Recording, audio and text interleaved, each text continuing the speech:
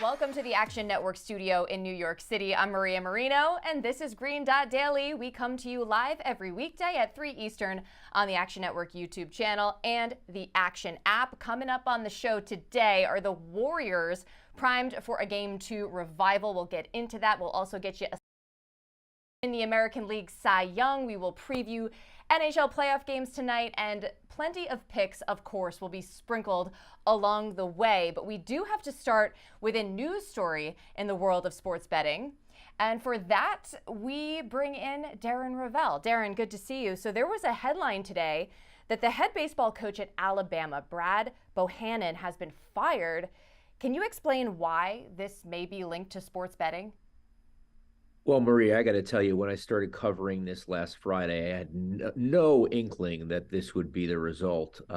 So last Friday, Ohio put out a memo that they were no longer taking bets on Alabama baseball.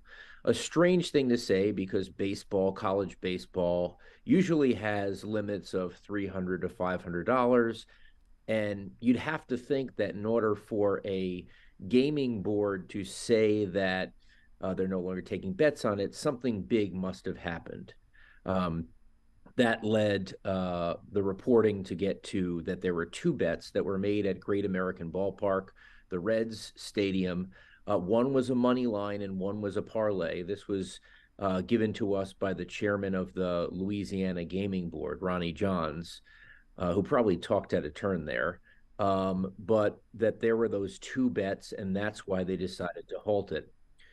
When you go into what exactly happened, you can look at last Friday where they had their starter, Luke Holman, who was their star, who led Alabama in wins and ERA and everything, was pulled at the last minute for their reliever, Hagan Banks.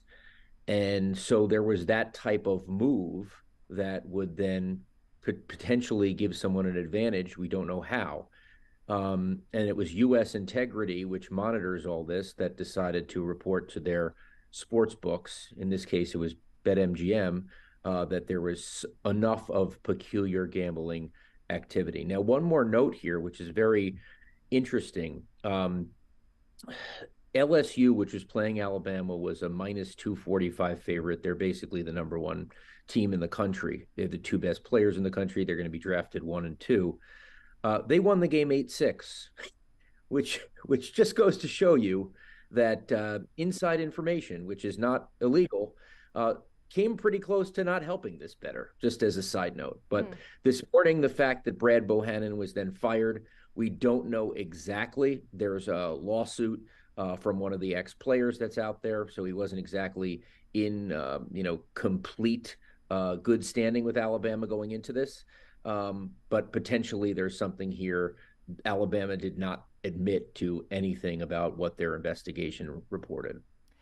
It's just strange that this coach has now been fired. It makes it seem like there was involvement with the outcome of the game, and therefore a link to why these bets were placed on this particular game in the first place. What I will say... Let me get into that. So if you look at the game, because I looked at the game, I mean, LSU was up 8-1. Alabama came back to 8-6.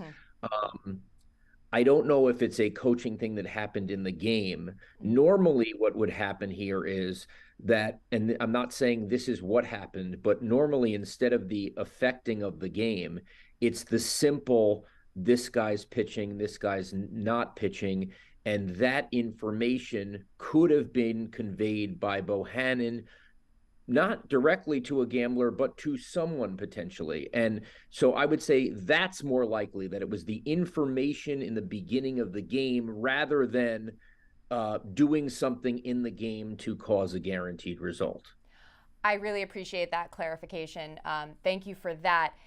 The one last thing I'll say is that I think when these types of stories come out, anti-sports betting folks might point to it, but isn't this sort of the reason why legalized sports betting is a good thing? Yeah, this is how it works. I mean, when 7 years ago all the leagues went up against New Jersey, who was trying to get the Supreme Court to allow them to do sports betting, these leagues mistakenly said that we want to be able to monitor it and it will get out of control. This is how monitoring works. I mean, the fact that someone placed a bet in Ohio and it wasn't done, it was done by the end of the game. There was enough information that they decided to halt this. Now, there's two sides to this, right? So that's a good thing for sports gambling in that doesn't it helps the integrity of the game because you can see these pieces of action. The negative side is, are all sports books going to tell on each other, and is this going to get out of control where we unnecessarily halt things where there's supposed information and supposed non-information. I would say that I kind of dismissed this as a potential overreaction. And from the people that I spoke to in the industry, I think they felt the same way. And the firing of Brad Bohannon today suggests that it wasn't. Very interesting. And of course, we will have to just wait and see if any other information comes to light. But for now, Darren, thanks for breaking this down for us. Thank you, Maria. Now to the NBA. We've seen this trend play out 6 times already this postseason. Teams who have dropped game 1 in a series at home have come back to win game 2 pretty handily, the Knicks being the only instance of not covering the spread.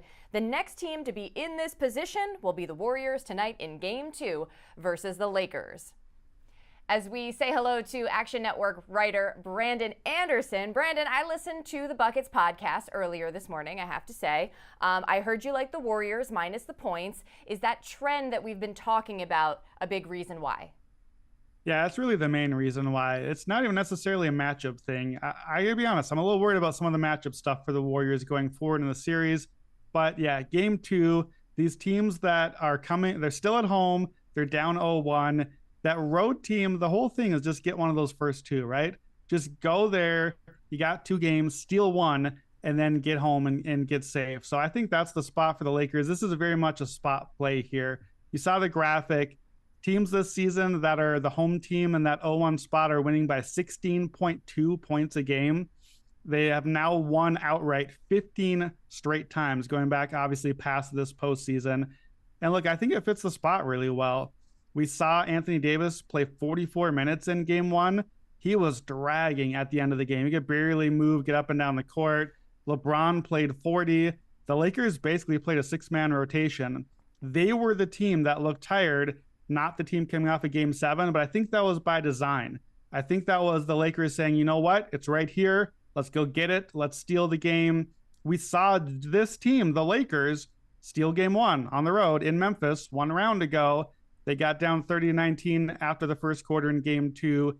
They never really made a big push after that. And LeBron has kind of picked his spots this postseason. He's saving his gas for when he actually can go for the kill. And I think they'll get some shots up early and probably, take the foot off the gas pedal a little bit if it's not hanging around. So I like the Warriors. I think that they get game 2 and even this up 1-1.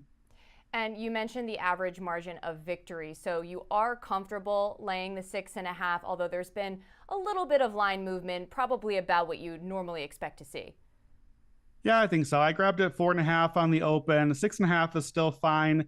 You know me, Maria, I would normally be looking for an alternate line here, try to get more aggressive. But I think at the 6.5, that's about as far as I'd play. And it's probably not a lot of value on the alts anymore. But yeah, we're seeing the money come in on Golden State. I think a lot of bettors are seeing the same thing we're talking about. This is a good spot for Golden State in game 2. So just keep it easy, get the Warriors win, and I think the Lakers keep it easy and head back to LA 1-1. By the way, I understand your concern about the matchup problems long term, and books seem to feel the same way, as the Lakers are now favored to win this series, whereas the Warriors were favored going in. But let's switch gears a little bit here. We know that one of your specialties is also NFL. The draft is now in the rear view, so you have a much better picture, obviously, of what teams are going to look like. Which team do you think was the biggest winner coming out of the draft, and particularly from a betting perspective? Yeah, I think for bettors, the biggest winner is a team no one's really talking that much about. I like the Jacksonville Jaguars. So I came on last week. We talked quarterbacks. We talked about CJ Stroud. Where'd he go? He's at the Texans. That's in the division.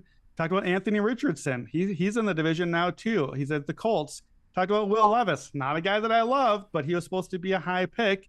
He slipped and ended up to the Titans. 3 of those top 4 rookie quarterbacks are right there in Jacksonville's division. So Jacksonville's own draft, not that big of a story. They got Anton Harrison in the first round, left tackle. He'll play for Cam Robinson. They grabbed a tight end in round 2. This is not really a pro Jaguars angle as much as a pro everyone else in the division is looking to the future. The Jaguars, I think, are in the present right now, and they're ready to get some wins. They get 6 games against maybe 6 rookie quarterbacks right there in the division. Stroud, Richardson, Levis.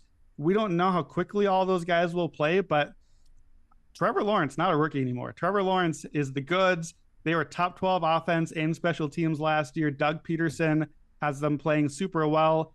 I think it's very possible Jacksonville goes 6-0 in the division, and they play 4 games against the NFC South. We don't have exact NFL schedule yet. That's a week from today, but we do know that who they're playing. Here's the NFC South. Bryce Young, that other quarterback. They get a game against him as a rookie. Kyle Trask, not a rookie, but has never started a game before. He's probably the Tampa Bay starter. Desmond Ridder, not a rookie, but he's only played 4 games. That's Atlanta. So that's now 9 games. That's over half the schedule against quarterbacks with 4 combined NFL starts ever. So I think that makes for a very high floor for just, a competent Jaguars team. Even if you don't think that they're amazing, that puts them in the mix to go 8-1, 9-0 in those games. Now, there are some tough ones. They play the Chiefs, the Bills, the Niners. They play the AFC North. But I think that sets a high floor. So I love Jacksonville over 9.5 wins. I think that's a number that's a little too low right now because the floor is so high. They get all those division games. They get all those games against the young quarterbacks. And so many teams are playing for the future. Jacksonville is set up to get those wins right now. So that's my first play on Jacksonville. I think that they get at least 10 wins. That's their floor to me. I put them really around 11 or 12. It makes sense. Jacksonville just being ahead of schedule from in comparison to those other teams, particularly in their division. You mentioned a couple other plays on them. You want to rattle them off real quick? Yeah. Trevor Lawrence, MVP, 20-1. I think that's a good number. If you expect a lot of wins in the regular season, that correlates. And then Jaguars to win the AFC, 16-1. Again, if they actually get to 13, 14 wins, if they get all those games, that sets up to correlate with those. The last one's kind of a fun one. Jaguars, Texans, you can do exact outcome 1-2 finish in the division. So Jacksonville should win the division with ease. Houston does not have first or third round picks next year. They traded those away. That means no incentive to tank. They also brought in Stroud and Will Anderson, really good floor raisers. D'Amico Ryan's going to want to get some winning culture there. So if we think Jacksonville wins the division, which the books heavily favor, there's a minus on that one. Give me the 6-1 on Houston to finish second as well. And I think that they really have to finish ahead maybe of Will Levis and Anthony Richardson, 2 very raw quarterbacks that are probably going to struggle early on. So I like that one as well. Jacksonville, a surprise winner in the draft. You don't have to tell me twice. Now, before we let you go, we do want to get a defensive rookie of the year pick and offensive rookie of the year pick. Now, you started to mention Will Anderson. Is that where you're going on the defensive side? It is. Defensive Rookie of the Year is a spot to bet the favorite. The favorites usually win this award. 7 of the last 11 started 900, plus 900 or shorter. And draft slot is a dead giveaway on this award. Every Rookie of the Year on the defense this century has been a top 39 pick. 19 of the last 23 this century have been top 15 picks. And even 5 since 2010, top 3. That's Will Anderson. He's the only defender at the top of the draft. We need guys that get stats. He has the sacks. He's going to get sacks under D'Amico Ryans. If you get him at 500, even 400 out there, I think that's the right number. He's the favorite, but that number should be shorter. Offensive, I like Bijan Robinson. I know Chad Millman gave him out on Tuesday. I like Bijan. I grabbed him the night of the draft. Maria, here's what I did. Bijan got drafted by Atlanta, and in the next 5 minutes, here are things I Googled. Hey, who led the NFL in rushing yards as a rookie? Has a rookie ever led the league in rushing yards? What's the rookie rushing yards record? So I think you understand where I'm going with this one. Arthur Smith runs the ball all the time. Atlanta runs as much as anyone. They got a good line, and he's turning dudes off the street into 5 yards per carry players. Cordero Patterson, like a failed Vikings receiver, my team from a decade ago. Now he's apparently a great running back for Atlanta. Bijan Robinson is not a failed anything. He is an awesome, super talented player. I think he's going to get a ton of touches. Again, rookie of the year, usually one of the top picks on offense as well. 15 of the last 19 were top 12 picks. They're going to force feed him. I think he gets 300 plus touches. I see 1,500 plus yards. That dude is a first round fantasy pick. He is a monster. He is going to be a huge player for them. I know the odds are a little shorter now, but at plus 350, again, not like me to take the favorites here, but on the rookie of the year, the favorites are the way to go. Excellent advice as per usual. Now, Brandon, you break down even more NFL futures in your articles for Action Network, which you can also find on the Action app. So for those watching, make sure you go be on the lookout for those. Brandon, thanks again for joining us. Thanks. Green Dot Daily is presented by BetMGM. Use bonus code ACTION when signing up to get up to $1,000 paid back in bonus bets if you don't win your first bet. Terms and conditions apply. Gambling problem? Call 1-800-GAMBLER.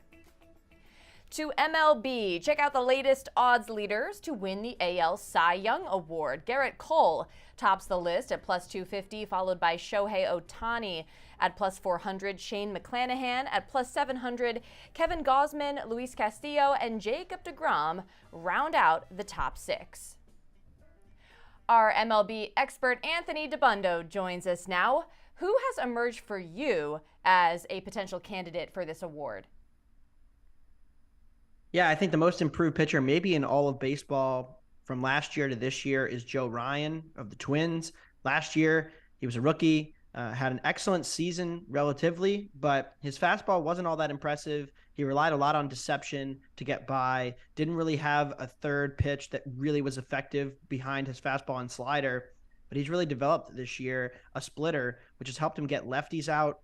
And now he's one of just 15 starting pitchers that has 3 separate pitches that are 110 stuff plus or better with 100 considering being about league average. So he has 3 very good pitches, the fastball that he relies on heavily now, which has improved, ticked up in velocity, the slider for the righties, the splitter for the lefties. He's done a very nice job, lowered his xERA considerably, and he has a career best strikeout minus walk rate, strikeout rate over 30%, which is what you want for an elite pitcher, and strikeout minus walk 25.9% this season. So very impressive stuff from Joe Ryan. The Twins pitching development continues to impress me this year and what they've done with their guys. And if you look at the top of the race and you kind of handicap some of the favorites, Ohtani's the second favorite.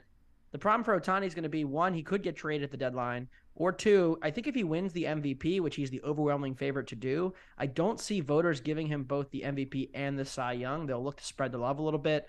And so you have to look across the board. Who else is in the mix? Jacob deGrom just went out with an injury. In terms of strikeout minus walk rate, Joe Ryan's 6th in all of baseball, 3rd in the American League. Only pitcher is above him, deGrom and Kevin Gausman. Gausman's another guy I like in the mix there, but at 25-1, I like Joe Ryan as my pick. I bet him last week. Still think he's good at 25-1 and think that he really should be amongst those 5 or 6 best given the improved stuff. Great price, and as you mentioned, that Twins rotation has just been one of the best in baseball to start the season. As for the games today, who do you like? Yeah, so I'm already off to a rough start. I have the Rockies. They gave up a leadoff homer, so that's not great. And another one as we sit here. But I like the Mariners and the A's under 8.5 runs, minus 115. It's about to get underway at about 3:30 today. George Kirby on the mound, a guy that I took a speculative long shot play on for Cy Young at the beginning of the season. The story for Kirby is elite command. He similarly profiles to Aaron Nola for me, somebody who doesn't have dominant stuff necessarily, but he's developed a second good breaking pitch with that slider this season. He's starting to see a little bit of an increase in his swinging strike rate, so getting a few more whiffs, and really he's just not going to put guys on base. Free passes to this Oakland lineup, which otherwise has very little to offer against Kirby. I know there was a ton of bullpen usage last night with the extra innings, but Kirby's pretty efficient, again, keeping those walks down, huge. Think he beats the projection system numbers for his ERA numbers all year long. The market has not caught up to him. And this Mariners offense, I'm a little worried about Julio Rodriguez. The chase rate is at a career high, over 39%, close to 40 now. And he looks like he might be battling some kind of injury. The power has just not been there the last few weeks. Could be nothing, but could be something. They did sit him on Sunday. His absence from this lineup, in terms of like the Julio we saw last year, it just lowers the ceiling for this team, which has plenty of holes in the back half of the lineup. Rosinski, KBO legend, pitching for Oakland, last seen in Korea, doesn't have great stuff, but does generally keep the walks down as well. So that's a major key to keeping this game under 8.5 runs in that one. Something to watch for this afternoon. What about later on tonight? Anything that you have your eye on? Yeah, so the weather has brought this down from 9 to 8.5. I would make it a half unit play now because of the number coming down. 9 is a pretty key number. The wind is solidly in from left field at Fenway tonight, and it's going to be pretty cold in Boston, which should help run suppression. Kevin Gausman, we just talked about him in the Cy Young in the category conversation. His strikeout minus walk rates continue to be elite. His stuff plus is up amongst almost as much as any other starter in all of baseball this season. So definitely a bet on pitcher, Gausman. And Brian Bayo has had some struggles. I don't necessarily love the matchup because Bayo's changeup makes him a reverse splits guy, and the Blue Jays do have a lot of righties in their lineup. So that's not necessarily a great situation, but he has improved his peripherals. The strikeouts are up, the walks are down, and that's despite some difficult starting situations against the Angels in bad weather. He had a fingernail issue, broke a fingernail last start and powered through it. So he's had a few issues and still managed to have better peripherals. So I'm buying both starters here and like the under in that game with the bad weather as well. Anthony, always a pleasure having you join us. Thanks for having me. Second round of the NHL playoffs continues tonight at 7 Eastern with 73% of bets and 79% of money coming in on the Toronto money line. The second matchup is at 9:30 Eastern. 57% of bets and 60% of money is coming in on the Dallas money line. With that, we say hello to our NHL analyst, Michael Leboff. How are you approaching each of these games? And we'll start with the Panthers and Maple Leafs.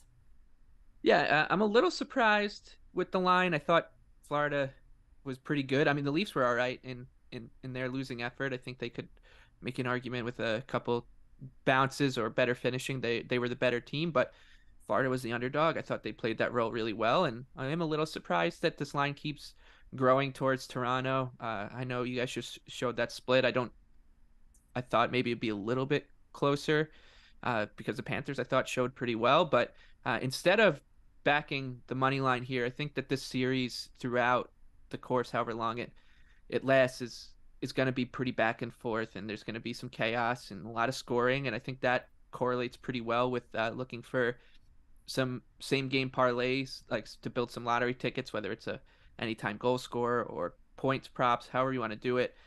So a couple players I'm targeting. Sam Bennett for the Panthers has been playing really, really well on that second line, or first line, I guess you would call it, with Matthew Tkachuk and Nick Cousins. He's firing a ton of rubber towards the net. He's a great player. He's always good on the forecheck, and he's, because he plays with Tkachuk will take most of the money there in that prop market. So Bennett can fly under the radar. Also on Florida, Gustav Forsling. He had a really good regular season for a defenseman in terms of scoring. He hasn't really shown up yet on the score sheet much in the playoffs, but he does fire the puck in the net. He gets some power play time here and there. I know Montour is the number one guy in the Neckblad behind him, but you'll see Forsling every now and then pop up late in power plays. But he'll play a ton. He's there on the top pair, and he's an offensively gifted defenseman, no matter what his usage is. So at a big number, he's worth a sprinkle as well. And then on the Leafs side, Matthew Knies has shown really well since joining the Leafs from Minnesota. He's getting a lot of time in that top six. He's seen some time with Austin Matthews and Mitch Marner, which always helps here, and he'll still be at some decent numbers after he scored his first career goal in the NHL in last game in a losing effort. And then if you're looking for a price that's a little shorter to maybe anchor your same game parlay, William Nylander. He's getting some flack in Toronto, but that's because he's always seems to be the scapegoat up there when things don't go well if they lose. But he should have had maybe 2 or 3 in game one, so he'll end up burying chances at some point in the series. So at plus 160, I think he's fine too. So however you want to play it, I think those 4 players are worth inclusion in some way or another. Yeah, it's maybe a safer bet when you have sort of a chaotic series, like you said, that could be going back and forth. How about the nightcap with the Kraken and Stars? What's your play there? Yeah, Seattle, they looked really good in game one, and I try my best not to just overreact to things that you see in the first game of a series, but I'm looking at it more of a continuation from what we saw out of Seattle in their 7-game series against Colorado in round one. More than anything, they are so deep. Every one of their lines can contribute both at both ends of the ice. They're chock full of two-way forwards. They don't really have a weak link on defense. And if Philip Grubauer continues to play average to above average and they keep scoring, like, they're going to have chances to keep pulling upsets. And I think that we might see some of the kind of must-win narratives pop up here for Dallas. They're at home. They're down 1-0 in the series. So bettors just naturally will gravitate towards a team in that position with their backs against the wall. And that usually drives a premium into their price. So you might be able to wait a little bit on Seattle, but I still think, like, at these prices, they're always going to be live. This is a really, really solid team, top to bottom, but they might not win the series, but I think if you stick with them throughout, you'll get paid off on a game-to-game basis. So Seattle, they should get a little bit more respect in the betting market. Perhaps it'll come, but I like them at the price. I'm sure they'll be getting a whole lot more respect after this segment that we have just done with you. Michael Leboff, thanks so much for joining Green Dot Daily. Anytime. I'll see you next time. Remember, any picks we give out here on the show, like the ones you just heard from Mike, you can easily reference by following Green Dot Daily in the Action app. We keep track so you don't have to. Green Dot Daily is presented by BetMGM. Use bonus code ACTION when signing up to get up to $1,000 paid back in bonus bets if you don't win your first bet. Terms and conditions apply. Gambling problem? Call 1-800-GAMBLER. And that's going to do it for Green Dot Daily. Once again, I'm Maria Marino. Thanks so much for watching, and I will see you again tomorrow to close out the week at 3 Eastern on the Action Network YouTube channel and the Action app.